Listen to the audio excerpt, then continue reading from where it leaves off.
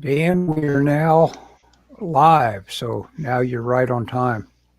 You were Sort of. about a minute early.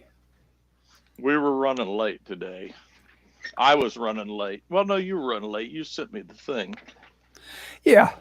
I thought it was 7 p.m. Central Standard Time. You are correct, sir. So Yes, we were late. we were late. Yes, yes, yes. Anyway, so I'm working on. Speaking of Dan, I'm working on Dan's comic book today. Cool. Doing a trash can, an ash can. Yeah. Well, maybe things have kind of changed. Okay, let's hear it. Well, I think so. Yesterday, Van Dunn of Antarctic Press announced that he's kind of coming up with a shared universe, superhero universe, kind of a shared thing. Uh huh. And so I think we're going to put the cricket in there. Cool. So And or press. attempt to. Okay. I should say. Anyway, so I sent a message to Dan and said I do a live stream every Thursday, and I'm going to be working on the comic now. And so Dan is here now. Uh The bad thing is I may fold under the pressure. huh. well, you know, Wouldn't be the first time. work on thumbnail. Work on thumbnails or I got something. I got my thumbnails. You got it totally thumbnailed, huh? Yeah, I'll show you the How many? How thumbnail. many pages is it? Just like for a pitch? Well, it's For a no. pitch? It's 10 pages.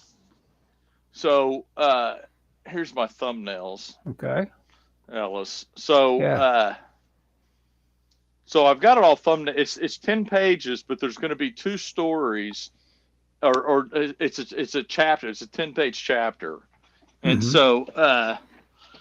so oh, this is the first story, and he's got two of them written. So that's what I'm drawing. So this is and the first page is kind of a cheat because it's got this three panels, and that the background stays the same. So I'm gonna draw the background, and then I'm gonna Photoshop it in the other two. Don't tell Dan that, but I'm gonna Photoshop it in the other two, Mm-hmm. and then Yeah. Sure. just draw the. I mean, there's no reason to.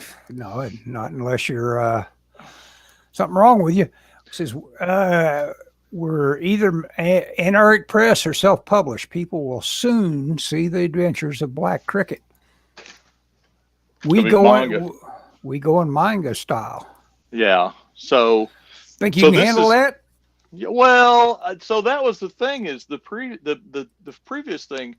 It was very I don't know if it's manga or cartoon looking, but the so this is the character sketch that I did that I Uh kind of huh. liked, Uh and huh. it's kind of more like a Bronze Age kind of thing, and um,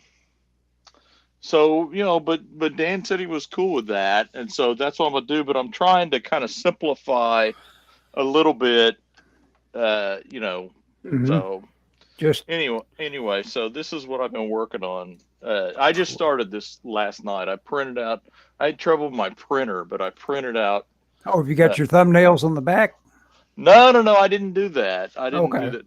I don't know why. Well, because I didn't want to, but I Yeah, no, printed. I think that I tell you what, a thumbnail is a thumbnail. You should give yourself a little more latitude Yeah, that's yes, on improving something. yes, I agree. I've got a piece of artwork on my table here. I'm showing off kind of. Oh, look at the color, totally changed. Values change. I was working on it today, but what it was I tried this methodology. I had a painting I really liked in Hmm. gouache. That was this Oh painting. yeah, And then I thought I was going to very safely spray fix it and put gesso on top of it. yeah. Well, the spray fix seemed to be okay, but then that gesso reactivated the gouache and put like a kind of a light filter like you would in Photoshop of blur to it. And I said, Oh, "Oh, I really? hate that." But the deal was I was always just going to be going for something that makes it easy to do the overpainting over the Right. underpainting. Right. So Yeah. having to do the oil painting over the top of my ruined gouache paint, it wasn't totally ruined. It was okay to look at still, but it tells me. And oh, thank you, Mr. Johnson. Nice Batman, Mr. Vitson. But it Yes. tells me the deal is I should make the change, make the big mental change to gouache. Oh, really? Yes, So I didn't know if you were going to do gouache or. I think I am going to change. This is important to me. So the character is a mix of Silver Age DC and Bronze Age Marvel. Call Yes. me Dan. Call me Dan. Okay, Dan. I'll do that. I've never spoken to Dan. So, I mean, on the phone or whatever. So, but that's okay. So I don't know anything about Dan, which is fine. I don't need to know everything about him necessarily. Well, Uh, it's cool that you but guys I, are a collaboration like this. This is the way comics get done. People, well, yeah, that's like the I say, thing. the people got to understand nobody's making any money. Right. I hate Yeah. to do that to you instantly, but No, man, now no. you have the relationship with Antarctic Press already, don't you?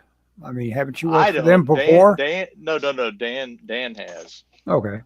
No, I've never, and I've always wanted to because they're down in Texas. Uh huh. Okay. So, which I don't know if Dan knows. I'm in Oklahoma, so we're practically neighbors to Antarctic Press. Mm-hmm. Um, I've always wanted to work with them, but I've never. I've always had this. I don't know. I don't have a manga style, and when I've sent stuff to them, they will say, "Well, manga." But I wonder if I could draw manga if I tried to make myself draw manga. I'm not sure I could.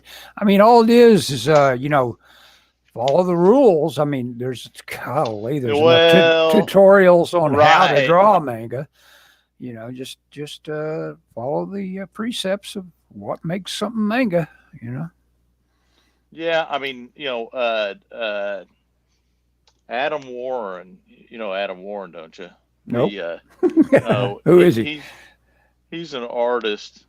He did a manga series called The Dirty Pair, Okay, I've heard of that. and he did some series of articles about how to draw manga or Uh huh. manga, and it was big eyes, small mouth kind of thing. But I don't know. I mean, I don't think that's all. I mean, if you look at like real manga, there's a whole range. Of course, I like Chuck Gibson has weighed in. He says, absolutely no money in this business, not for no. 30 years. I sadly agree. Yep. Well, I mean, so what's the book that Marvel History of Marvel Comics The Untold Story. If you read that book, you see that I mean most of those creators, everybody always looks at like, oh, Rob Liefeld made all this money or whatever, but Mm-hmm. the people doing that are just so few and far between. And Oh, even working in at Marvel, they don't. mm-hmm. I mean, there's a reason they have.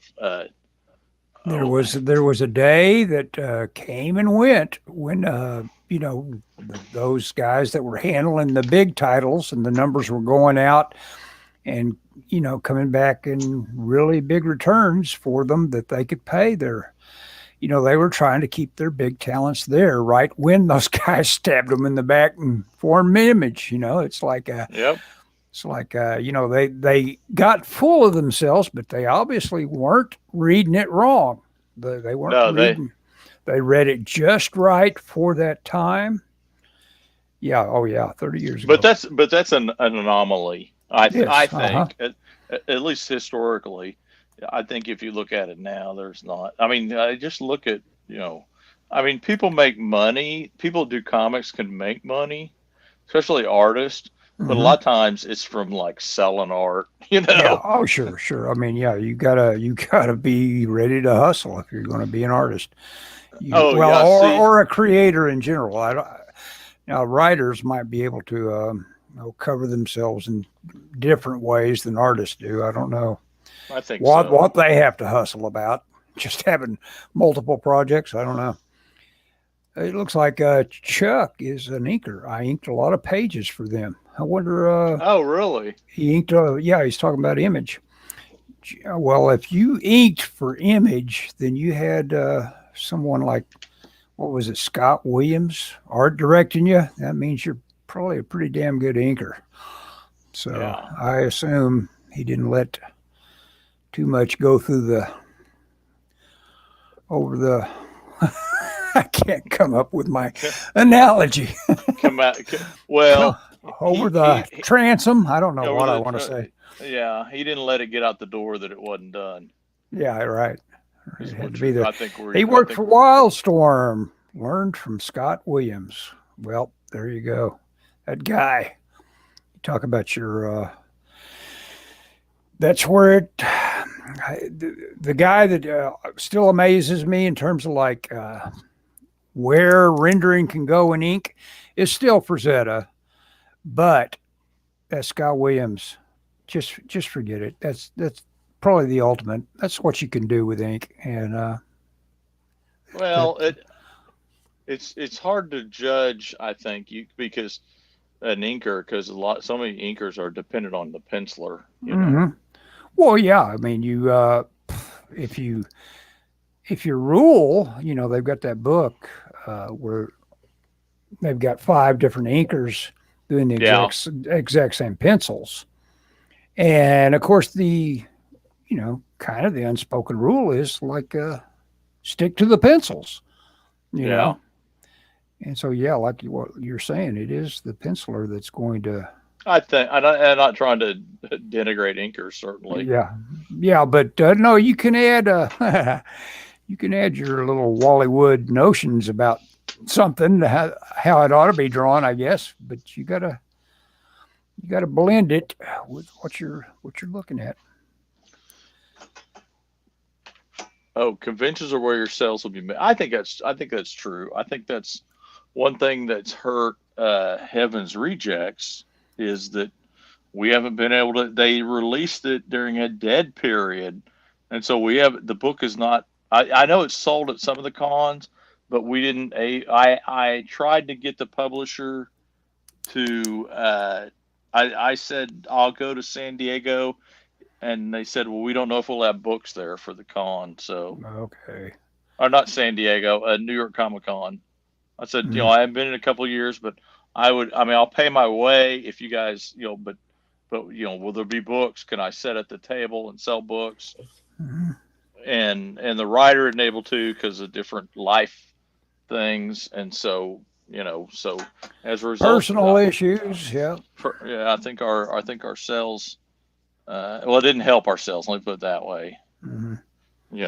Which sucks because, um, Well, when you think about how the waves just crash over everything, I guess Heaven's Rejects has really had its time as much as no, they're. Don't you think? Don't you really well, think?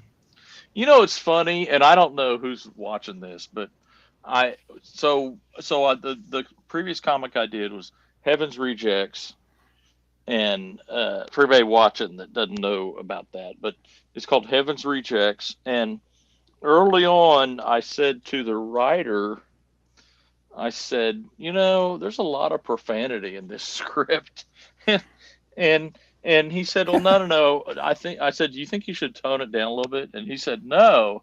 And he said, I'm going for kind of a James Gunn kind of thing. And I was like, Mm-hmm. oh, okay. And I got that. I was like, okay, that's cool. But then, just like recently, I was thinking, a lot of people have come to me that I know in real life. I mean, like people go to my church, like, oh, I want to pick up your comic book. And I hate that I have to go, yeah, but I got to warn you, there's a lot of profanity in it. And and I'm proud of the book, and I think the book is really cool. It's a lot of fun, but man, I just hate that it's like, maybe I should have, stuck to my guns or put my foot down and said, we don't really need all that in there. Well, that's the deal. You gotta. It's And kind of either or, really. You have to look at a script as an artist and say, no, not for me. I like the but script, the though. money. You remember my what was her name? I can't ever remember. The dominatrix that was also a euthanasia expert. Yeah. The book that you hated doing. I hated doing, but that guy paid like us. Like a slot great. machine. Yeah, I was going to say slot machine, but slot machines don't pay all that way. Like an ATM. Yeah. He was just like plugging into the ATM, and I loved the money, but I eventually burned out on him, and I had a mishap with my Cintiq. I said, well, here's a good excuse to break up this party and quit working for him. Well, and he was all about, the reason as a writer, Daniel said no love for the writer earlier. But, a big part of this for a writer and the artist is as pitch material. And that's what that guy was all about. He was paying out money, good money to miscellaneous artists that said, hey, I'm a script writer and I want to see these because he understood that Jack can't read. You got to tell it to him from Bart and Fink. You gotta understand that these guys, if you show them a comic book, they'll get it. Yeah. But if you plop script 999 in front of them, they'll throw it in the trash. Yeah. Well, I mean that's how the Matrix got made. They did basically a comic book, which is those elaborate storyboards. I know a guy who has done some work for Marvel and I think some DC stuff, and he was working for a company, and their whole thing was they would buy scripts and produce comics. But their goal was not the comic, but their goal was to sell them. They would buy them and then sell them as it's like their whole goal. And and the company was affiliated with Jerry Bruckheimer somehow. I don't know how exactly, but that was But the thing was, it's like we're looking for pitches, like you say, something that we can make work. As far back as 1995, but I was kind of like on the ground floor of comic books being realized as pitches back then. This was early, 95. I had someone come through at my table. Then this is how far back it is. It's San Diego Comic-Con. I bought a little table, and it was affordable, and there I was. Yeah, that was a long time ago. With my comic book, The Bounty of Zone Z, and by golly, if somebody didn't give me their card, and it caused me to make a trip and make a pitch for The Bounty of Zone Z. Oh yeah. Much later, I had no idea what I was doing, which didn't help. I've seen great scripts that were destroyed by bad artwork, but I've also seen terrible scripts saved by great artwork. Now, I tell you what, and this is like great actors wandering headfirst into pretty bad scripts that they have fun with it, and you can watch something that is shot well and an actor's having fun with something, and he might be making some money on the back end or something. Something's making him have fun, and it does work both ways. So I'm not too proud to admit comics need artists to be what makes them exciting. No, like you say, earlier you said it's a visual medium. But it takes both. I mean, I've Well, the guy that proves that it takes mainly the writer, though. I admit, as an artist, it's mainly the writer. Is that really good artist that does the? Oh, he's done one about a deep sea diver. He's done one about a hockey player. I'm blanking on his name. I know who you're talking about. What is his name? He's a great. I mean, he does Black Hammer. I think. I think he created that whole series. Oh, of what's things. that? I can't. I'm blanking on the guy. I'm not a big fan of his, so I'm not. Oh, you're not a big fan of his? Because Mm. that guy can write. Yeah. I'm going to look him up. Black Hammer. I know, and you're going to say it, and we're both going to go, oh, my gosh. That guy. That guy. I can't believe we couldn't think of that guy's name. Black Hammer by Jeff Lemire, of course. Jeff Lemire, of course. Yeah. It was on the tip of my tongue. Mm-hmm. So...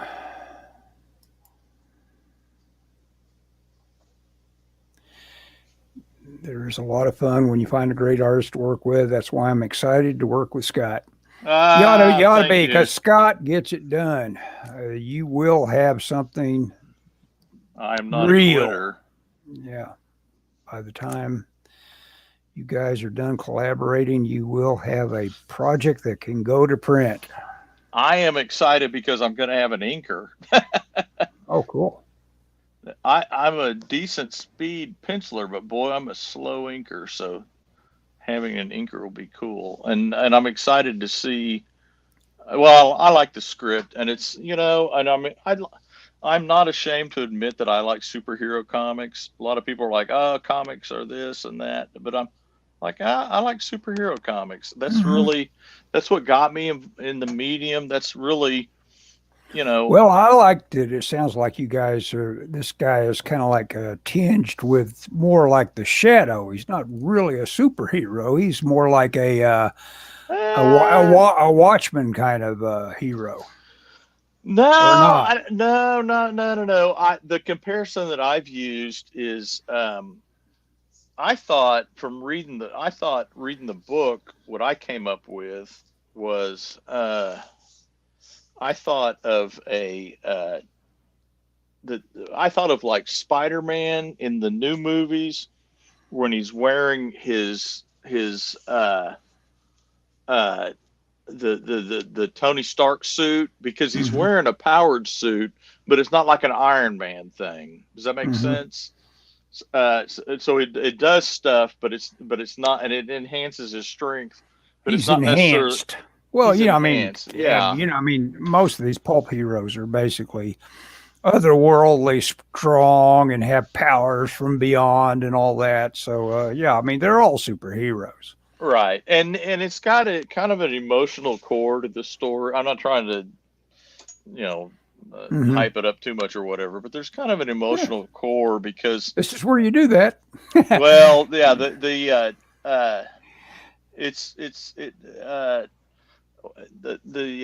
father sacrifice. So the son, I don't want to give too much away, but the son is deaf, or was deaf, and the son, or the dad, was kind of like an inventor, and he sacrificed to try and find a cure for his son, and so he never achieved what he could have achieved, because he was focused on helping his son. And so the son feels like, and the dad has passed away now, and so the son feels like he has to kind of live up to that sacrifice of his dad. So I kind of like that. Sounds like a Route 66 I listened to last night. now Daniel's going to pipe in and say that I've misinterpreted everything, but it's something like that. Scott, if you like, you can give me some of the highlights of his origin. I'd have to read it again. Read it again. Yeah, unfortunately, it's on my phone, and I'm filming with my phone. Yeah. But I like the character. It's funny because I did a story, because I've always wanted to do kind of a teen superhero story, or young adult superhero story, and so I did one kind of that was called Curse of the Bug. That was that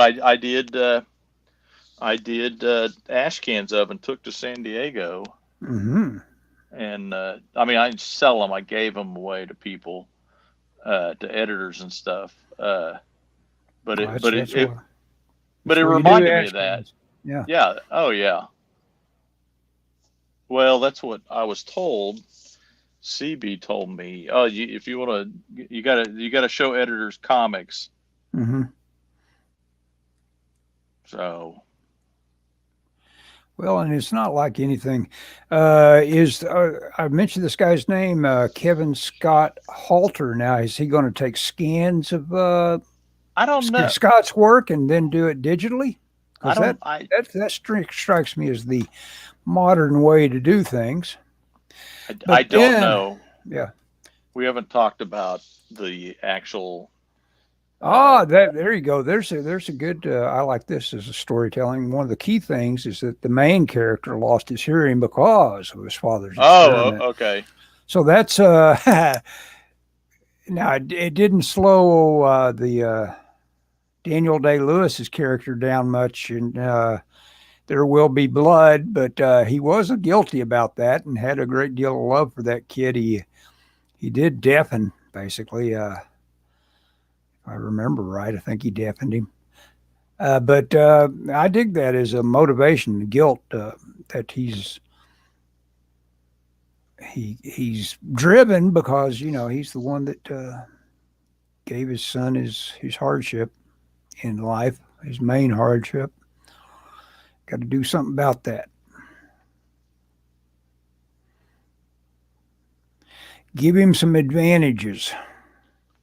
You've already knocked him back far enough. Give him something that sets him up.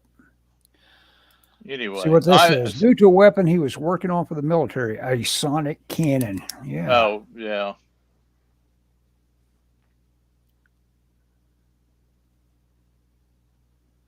Yep, I like that idea. I made I wasn't trying to make fun of it or anything like that, but the first image I saw of it and I heard the name, I said, he rubs his legs together. But I'm sure that comes up very rarely in the comic. That's the yeah. That's in the back material. Yeah.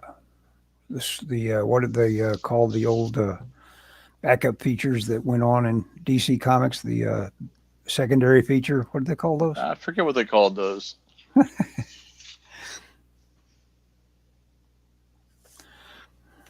Those were always my favorite. I usually like the most obscure, strange things that were just like, I guess, backup features. All the devices he uses to fight crime are prototypes his dad never finished. But he has to be the guy that has to come along with the brain power, I assume, to finish them off. He is guilty, thinking of policemen, firemen, and soldiers who could have been saved had his father pursued his inventions. I like that too. I like that too, because both of them have got their motivations. The son feels like I'm not worthy. I shouldn't have absorbed so much of his attention, and at the same time, it's a very human thing that the son or the father is doing. Yeah, I get it. It's already 90% more grounded than the usual the usual fare. So congratulations on that. Yeah. I think those are good motivations. Yeah. That's as far as that, that's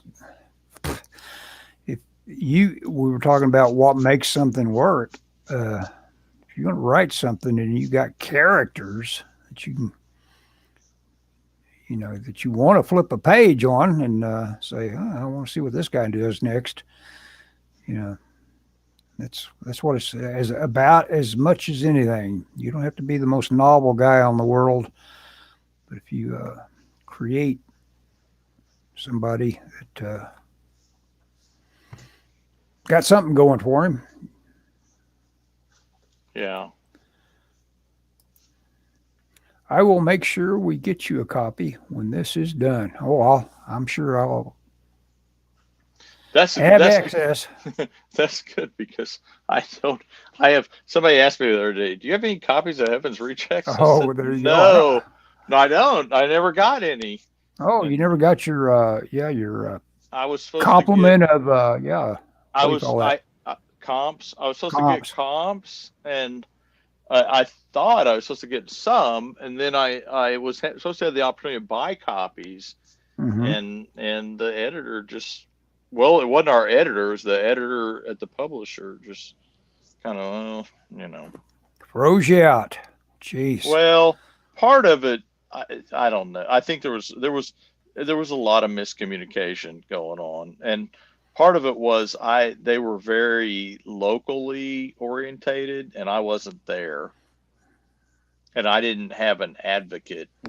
Our book didn't have an advocate in the offices, unfortunately. Yeah, that it gets said that you can work from anywhere now, but I forget who it was that. Oh well, Joe Chido. I used to be Joe Chido's roommate for a little short time. Right, as a matter of fact, during the time when he was over there sharing studio space with Image, right after they were created, back when it was right as it transitioned from being just an apartment where they were all. I saw that apartment where they were all just had drawing tables, and it was just devoted to drawing tables. And Chido was actually eating his guts out, wondering why they didn't want to. He was seeing all this money being made, and he was just a guy that was sharing rent. He kind of wanted to be in on the big show, and you know what it took to get in on the big show, because he became their main go-to colorist. He had to ask. I said, "Oh well, No. Joe, I didn't know you wanted. We didn't know you wanted to be part of this. I didn't know you wanted to make thousands of dollars. Come on in." And that is funny. That's very biblical. You have not because you ask not. Yeah, you have not because you ask not. That's a good one. I like that. It's in the Bible. Mm-hmm. That apartment complex, that former Image headquarters was at, it was really weird. It must have just the perfect measure of dampness and humidity or whatever, because it actually had a plague of like snails. You'd be walking down the sidewalk, and you just go crunch, crunch, crunch. Yeah, it was kind of weird. It's one of my memories of that period. Another memory when we had a studio was how hot everybody was to join in. This must have been after my whole rooming with Joe, I think, and then having my own. I think so, because that would have been at the time of Malibu Comics being hot stuff, and we were down there in the old Little Italy area in our studio in San Diego. Yeah. And of course, all these guys, Mike Christian and Mike Miller and Scott Benefield and Ben Herrera, they all knew all these people that were just breaking in comics.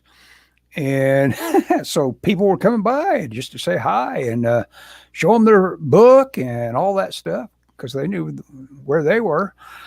And this guy showed up and showed his book, and I gave him a nice little critique saying, yeah, you probably ought not show these pages. These aren't as good as the other pages, etc. Well, that guy was Mike Turner. So I'm telling him, yeah, these aren't as good as the other pages. Good luck. You'll never make it. Yeah. Ellis, for anybody that just joined us, Ellis has had many brushes with greatness. Yeah, did well with all of them. It brushed right by him. Yeah, brushed right by me. No. A swinging door. No, you worked in video games. Yeah. You had your moment of glory. We went to the mall one time, Ellis and I, and what was that shirt you were wearing that the guy saw? It was a video game shirt. Yeah. What was that? There was something. I guess it was back when. Because you got EA? Maybe it was EA. I don't know. No, but it was a game or something. And the guy saw it and he goes, "Where'd you get that shirt?" And you said, "Well, I worked on this game and everybody in the studio got one." And he was like, "You worked on that?" And it was like his favorite game or something. Yeah. That was pretty funny. Yeah, I could dig it out of the closet, but it's funny. Like if it had any worth on eBay or anything like that, I decided the colors all irritate their polo shirts, so I cut the colors off as neatly as I could, and of course they're all ragged. They're all frayed and ragged now. God forbid you wear a shirt with a collar. Yeah. Anyway. Yeah, it's there's just here. Let me look at some of my topics here. Oh, The Martian. The Martian. Yeah? You recommended The Martian to me, and the audiobook. Yeah, I'm on disc 3 of it. I'm really enjoying it. It's a lot of fun. I use it. You could look smart with your boss because of my work. This comes up all the time. I always tell him you can solve any problem with math. Mm-hmm. Just do the math, do the problem. Yeah. His math was indicating how he was going to die. Yeah, exactly. Or so not he had to figure that out. Yeah. Well, that's but I mean, at my work, so many situations just come down to math, and with us, it's normally timelines. It's like, well, there's not enough time to get that. It takes, I had something the other day. They were like, "Oh, we need these bronzes by this certain date," and I'm like, "Well, it's 8 weeks at the foundry." What? I'm like, "Well, we can't. It won't work." You're 6 weeks out, and we hadn't even done the sculpture yet. Yeah, and you know how long this and that takes. Yep. If you know how long something takes, you've got the ability to do math on whether you can do it. Have you seen the movie The Martian? I have, but I don't remember it very well, and I already like the book better than the movie. Oh, yeah. In terms of making a good impression on me. Yeah, I would agree with that.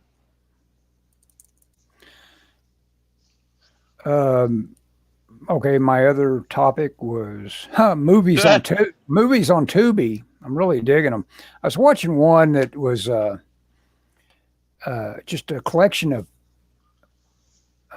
previews called AGFA. I've got to look that up. I'll look it up right now on another channel. AGFA? Yeah, trailers by AGFA. AGFA used to be a camera company. I sure list maybe that's unrelated. it. Maybe that was some sort of. Sure, no, that's got to be unrelated. Does AGFA still make film? Does anybody still make film? Yeah, does anybody still make film? Somebody does, because I know somebody that just posted a bunch of. It's a young kid, and he's like, "Hey, I'm taking pictures on film, and I had to wait 6 weeks to get them back." It's like, congratulations. Welcome to the 70s, kid. Yeah, the movie Orgy. The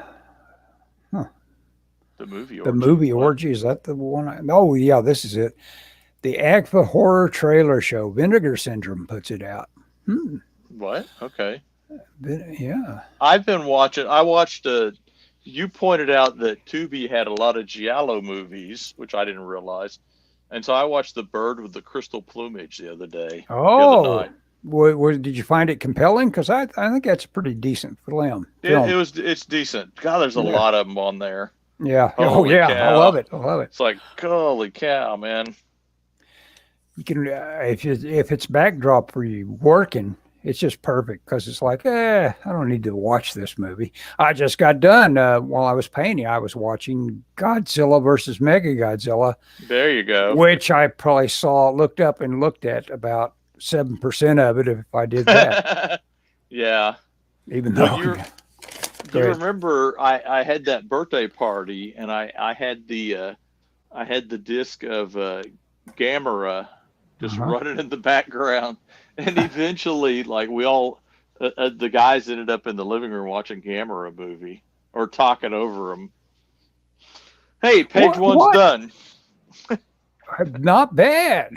Hey, that looks pretty good. And I also wanted, in the compliment section for Scott, I wanted to tell you the other night when we were, I guess it was our last show, you were creating a lot of heads that I rewatched the show. I said, look at those heads. Scott has improved on his heads. And I just wanted to tell you that. Oh, thank you. Your that heads editor, the reviewer took me to task over my heads in Heaven's Rejects. So you took it to heart.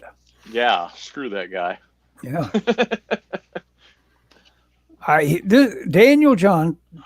Dan says, I heard most of HBO Max's shows are going to Tubi. Really? Now, that can't be right, can it? That'd be great. All of a sudden, I'd be... Except I'd be HBO just Max. happy with commercials. Yeah. I'd be happy with commercials at that one. They also have a ton of movie serials. Yes, they have. Oh, that's what I need to watch more of.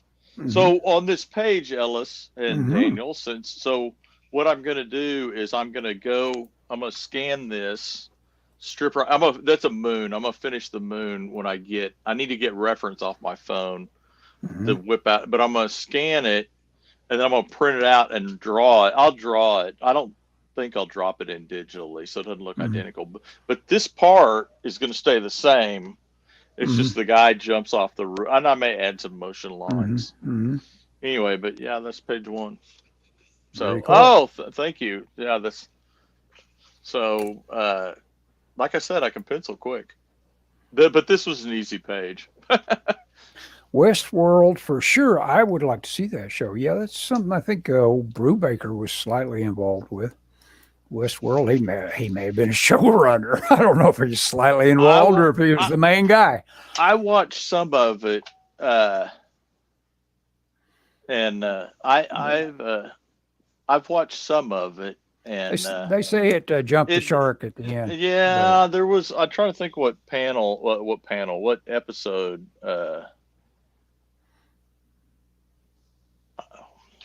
I stopped. I think it was like, it was great when they were in Westworld, but at one point they get out, and Dave was telling me that it's even they like the robots get loose in like the contemporary society.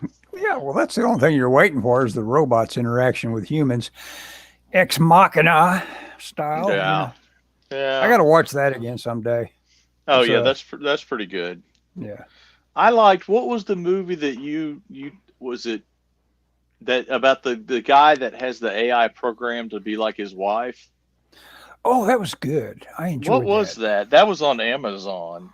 Because I really, I guess it was probably by a guy that's mainly stepped out as a director that had a real strong background as the cinematographer or whatever.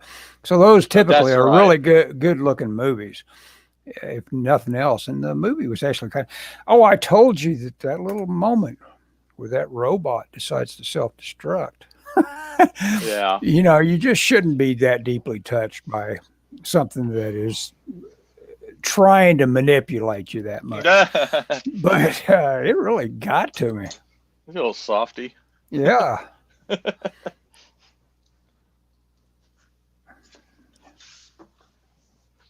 And Wim says I'd enjoy it if the price is right. No, Tubi's free. Yeah, Tubi's free.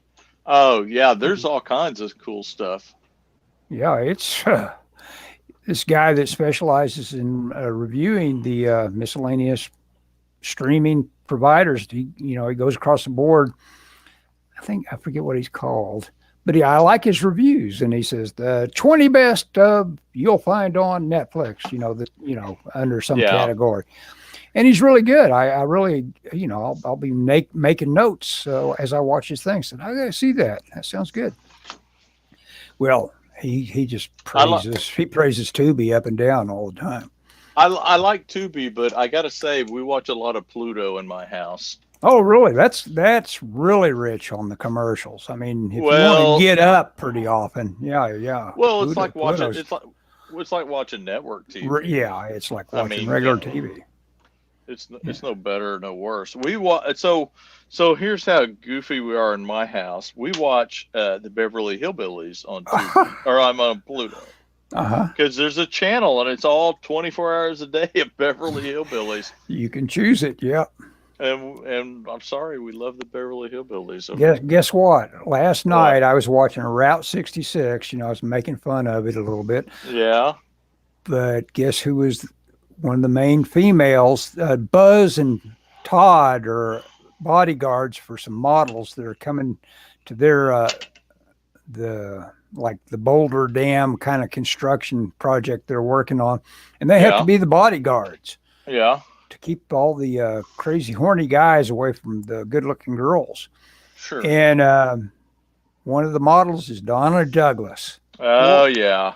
Well, I tell you, she was pretty hot. You didn't.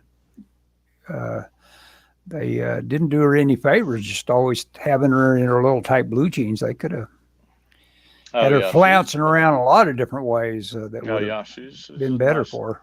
And of course, she's in the classic Twilight Zone where she's too ugly for all the people. Oh, is that her? Yeah, with all the turned up noses. Yeah. Oh, you're kidding! I didn't. I haven't seen that in forever. I didn't realize it was her. Yeah, Donna Douglas.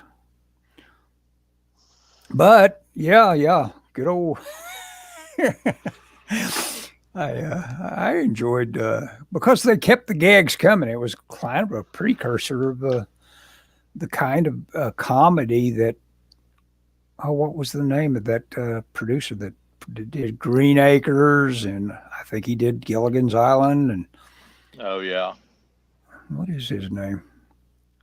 But those sort of like nonstop gags and absurdist kind of stuff. That was kind of like before Airplane, but that's where Airplane is coming from. Right. Yeah. You guys watch MTV, MeTV. Yeah, that channel is pretty good, but I don't get it because I've cut the cable and I just get what I can get through my Roku. No, it's not on cable, dude. Oh, it's not? No, it's over the antenna. It's regular TV. Oh, what? Yeah, dude. MeTV is not in any way cable? No. Seems weird. It's digital. It's a digital channel. I know. It's like great content for free. Huh. I may have to look into that. It used to be my mom's favorite channel. Of course, now I don't even know if I could get her to look at what I could do with Roku. I could have her watching her favorite shows all the time. Yeah. She could watch Perry Mason for 10 hours and switch over to Rifleman. Oh, there you go. Dude, I had a friend growing up. His name was Kevin, and I'd go to his parents' house, and so we would go over there this is how cool I was in high school.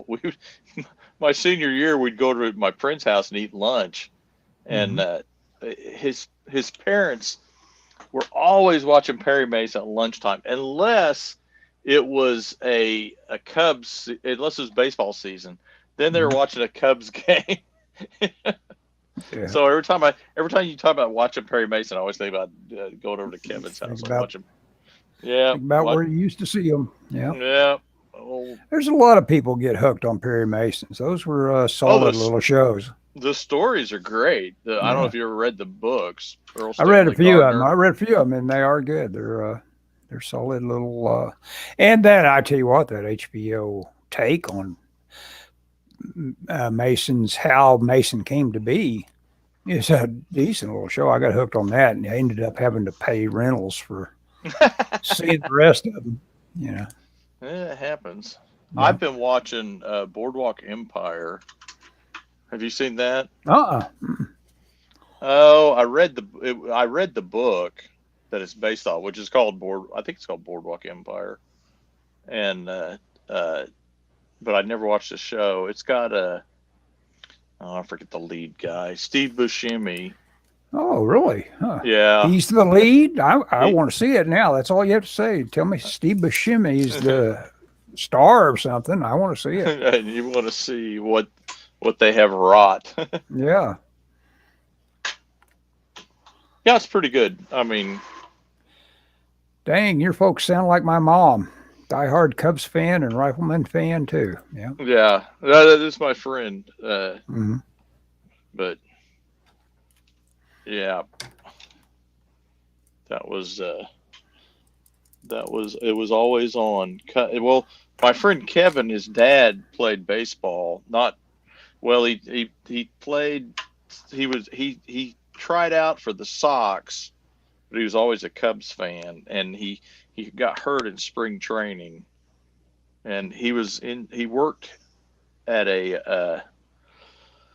we worked at a place that made telephone equipment, and he was in Chicago, and they moved him down here, and so he always was like hardcore Chicago until the day he passed away. Well, I'll tell you what a non-sporty I am. The news that it's Super Bowl weekend this weekend is complete news to me. So I just saw a couple little notes of, showed a Steve Martin, Bryn Stiller preview of their one of their commercials, and it's like, what? Super Bowl? Hadn't heard about that. I have a funny story about that. When I was in college, I worked at a place that it was called the Oklahoma Sports Weekly. It was a sports newspaper, and so the weekend we did the Super Bowl thing, and my boss said, "Well, I want you to do a little center spread, and I'm gonna go over the teams and who compare them." And so he said, "Go in here in this clip art and cut out the different teams and put their helmets facing each other. It's kind of a head-to-head thing." And and I go, "I don't know what teams are in the Super Bowl, dude." And he's like, "What?" And they thought it's hilarious. How can you work for a sports paper and not like? Well, I'm the production artist here. I don't, I'm working 2 jobs and going to school, man. I ain't got time to watch no football. You would have been shot coming through the line at the during World War II. Oh yeah, no doubt. I I wouldn't have passed the test. Yeah, exactly. Who had the home run? Would have been like blah blah. And I mean, it's not that I'm anti-sports. I've never been an NFL fan, but I just answer DeRocha.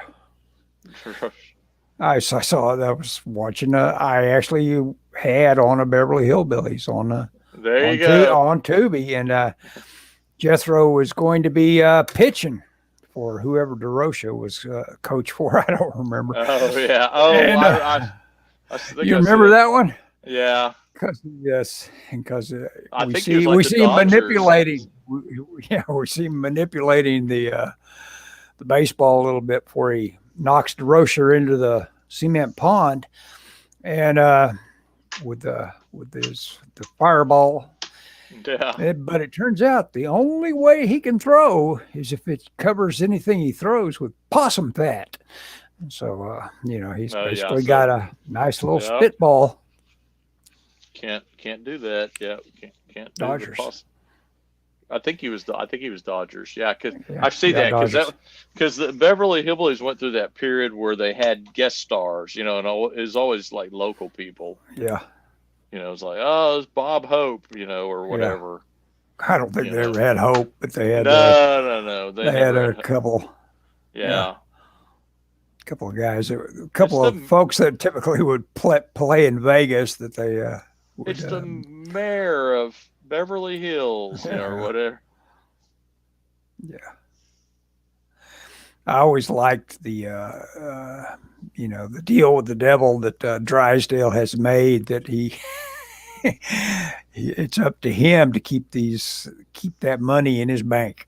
You He know, could have that, but that's the thing. That's the thing. If you watch that show, he there were so many times that he could have it made their life so much easier, and avoided all this calamity if he would have just explained to them, how a doorbell works or something, whatever it was. It's just, I mean, he understood. He knew what they were like. He could have alleviated not all their problems, just the drama. But that's what it was about. Well, some of it though, he wanted them kind of kept stupid, because obviously you do more things with your money when you're smart. And he wanted to be the guy with the hooks in totally. Yeah. My job is keep them happy. So that's his deal with the devil. But it made his wife unhappy. He could have. Yeah. He could have. He could have alleviated that. But well, his wife had money. That was their thing. Yeah, and I don't think he had money. He didn't come from money, but his wife did. And he had that stepson. Oh, they had John Wayne. There you go. Don't get bigger than Wayne, the Duke, right. man. That's right. It don't get bigger than the Duke. For sure. I'm going to make sure that the same guy. Roy Clark, yeah. Roy Clark, yeah. They had a couple banjo type people. Beverly Hillbillies. Earl Scruggs. Is from 62 to 71. What a run. Good grief. That's and the seasons are really long because Michelle and I watched. Oh yeah, got a lot of episodes. Oh, it's like 30 episodes a season, I think, or something like that. It's crazy. I wonder if it was running twice a week. You know who loved the Hillbillies? When I was in college, there'd be semi fights, arguments anyway over the TV room. What we were watching in the TV. This is that long ago. At what was called then Central State University. Yeah. And and it was the Iranians that were the big students. What do you call that? Like transfer students. Yeah. Foreign exchange. Now this was before Revolution. The Shaw was kicked out. Yeah. Oh yeah. Pre-revolution. And they loved the Hillbillies. Oh my God, they loved them. And I saw a picture the other day of the Shaw and his wife. Oh my gosh, she was a babe. I bet. Yeah, if you're gonna be a king hell dictator, man, do it all for yourself. Yeah, I forgot what I was gonna say. The other thing. So Michelle and I watched the Beverly Hillbillies. We watch that still fairly often, but during the pandemic, when I was working from home, we were both working from home. Every morning I got up and I watched an episode of the Andy Griffith Show. I watched the entire run of the Andy Griffith, man. Or more great storytelling. Yeah, I tell you what, man, Ron Howard, that dude, he was a heck of an actor as a kid. Yeah, as a kid, yep. I mean, even Well, that just shows you, give a kid a really good family, and support and all that. And, he just was very secure in himself, coming from his dad. Well, now I'm mixing them up. I'm sure Kurt Russell had his dad, who's a cowboy star. I was getting ready to say Kurt Russell was like that too. Yeah. Well, you didn't go with us when we saw Kurt Russell at the museum, did you? No. So here in Oklahoma City, there's a museum called the National Cowboy Hall of Fame, and Kurt Russell was inducted along with his father. Now his father's passed away, but Kurt Russell came and spoke, and me and a friend of ours, Dave, went and saw him speak. And it was interesting because he was, as a kid, he was kind of pushed by his parents and supported by his parents, and went a long ways, just like Ron Howard, there's something about parenting. It's funny we talk about this because the other day I was thinking, I don't often regret not having kids. In fact, I never regret not having kids. But I thought, if we'd have had kids, you'd raised them right. I think I'd have raised them right. Oh, Sharon Tate was on there. Yeah, she got into the Hillbillies. She's probably somebody that caught Jethro's eye, I'm sure. Back when the seasons were longer, 37 episodes a season for Phil Silvers. Golly. Bullying his crowd around in Sergeant Bilko. Yeah. I think the Hillbillies had 30 to 32 episodes per season. Yeah, that's what I'm thinking. Something like that. Yeah. Okay, Ellis, we've been going for an hour. And an hour. Boy, we'll cut it off here. Hey, Daniel, Wim. Yeah, thanks, everybody. Our inker friend that Chuck Gibson. Yeah, everybody, thanks for coming by. Yep, we do this most Thursdays, not every Thursday, but almost every Thursday, same time. Yeah. And so if you want to check up and see whether I'm working, Daniel, you can. Yeah. Scott typically does create right in front of everybody in terms of like doing it. Yeah. Daniel says he enjoyed it, and Wim says later, y'all. Thank you very much. Mm-hmm. Okay, ending broadcast.